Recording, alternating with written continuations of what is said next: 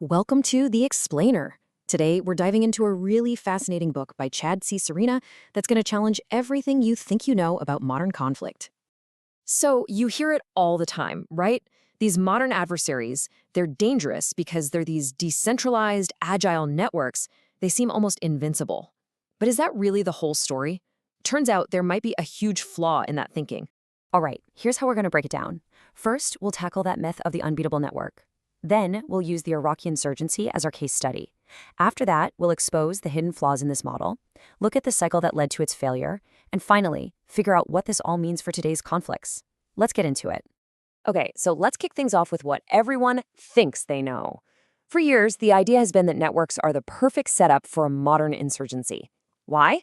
Because they're fast, they're flexible, and they seem incredibly tough to break. And the thinking goes something like this. If there's no single head to cut off, no central command, how can you possibly defeat it? The organization can just absorb losses, grow new parts, and keep on fighting.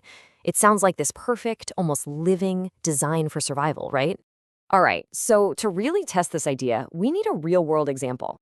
And that's exactly what the Iraqi insurgency after 2003 was. It became the textbook case for this whole networked model in action. Yeah, this was not one single unified army, not at all. It was more like this loose and shifting mosaic of all kinds of groups, factions, tribes, foreign fighters, you name it. And get this, at its peak in 2006, this collection of groups was carrying out over 13,000 attacks and was active in literally every province in Iraq. They were absolutely everywhere. So, what are we actually talking about when we say covert network? Well, the book defines it as an organization that's constantly playing this delicate balancing act. On one hand, they have to hide their operations to survive. But on the other, they've got to be out in the open, at least a little bit, to recruit and spread their message. That tension right there, it's key to understanding everything else. And wow, when you look at their strengths, you can see why this model is so appealing at first. They're flat, they're decentralized, so information just flies through the system. They can change tactics on a dime. They can even cut off compromised parts and just replace them with new people. I mean, on the surface, they look incredibly resilient. But here's where the story takes a turn. Because focusing only on what the coalition forces did misses half the picture. The insurgency's eventual collapse, a lot of that actually came from the inside. It came from these deep structural weaknesses baked right into the network model itself. And this is what's so fascinating. This slide really lays it out. A network's greatest strengths are, in a way, directly tied to its most fatal flaws. The very things that make them so fast and flexible are also what make them incredibly fragile over the long haul. Okay, first up, high turnover.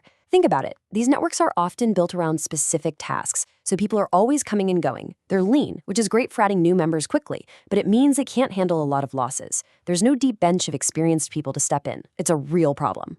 Next up is a big one, limited complexity. Their need to stay secret means they can't exactly get together in big groups for, intensive training sessions. So what happens?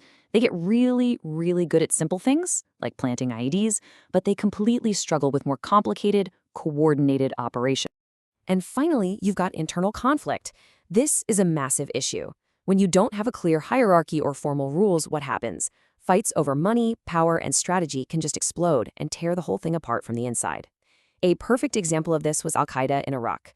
Their brutality got so extreme that the local Sunni tribes actually turned against them in what we now know as the Anbar Awakening. So, okay, these weaknesses exist, but why are they so fatal? Well, the book gives us this really useful framework to understand it, and it's called the adaptation cycle. See, success isn't just about having a network or a hierarchy. It's about how well an organization can take its inputs, things like resources, recruits, and training, and turn them into effective outputs, successful operations. And the key is learning from experience to make that cycle better. A healthy group has a smooth cycle. A dysfunctional one just breaks down. Let's take material as an example of an input. The insurgency was brilliant at this. They were masters of turning coalition technology against itself. As General Bolger points out here, they were like parasites. They'd take something like discarded artillery shells, a product of a super advanced military, and just repurpose them into deadly IEDs. That's tactical genius.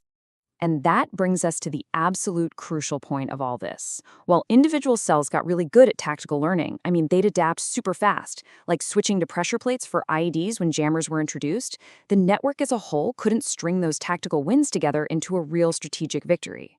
They were great at the small stuff, but it wasn't adding up to anything bigger. All right, let's bring this all together in our final section and look at the big takeaway here.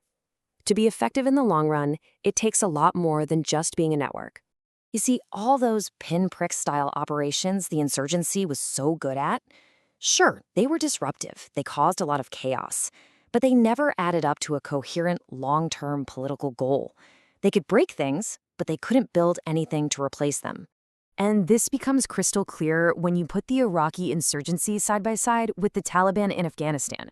The Taliban wasn't just a loose network. It was a hybrid. It had a hierarchy for command and control, it had steady, consistent support from the outside, and it had a real strategy to control the population. That combination is what made it so much more durable and ultimately successful. And this quote from Ahmed Hashim just nails it. He says, "You simply cannot be a wholly decentralized insurgent group and continue to exist for long. A pure network, left to its own devices, eventually just burns out. It doesn't have the structure to survive." So, at the end of the day, what's the big lesson here? It's that there's no magic bullet, no single best way to organize. It's not about network versus hierarchy. It's about matching your structure to your long-term goals. A network might be great for causing short-term chaos, but to actually win a conflict, it truly takes more than a network. And that leaves us with one final big question to think about. If this whole idea of the unbeatable network is really a myth, what does that mean for how we understand today's conflicts? Not just on the battlefield, but in cyberspace, in economic competition, everywhere. What does it all mean?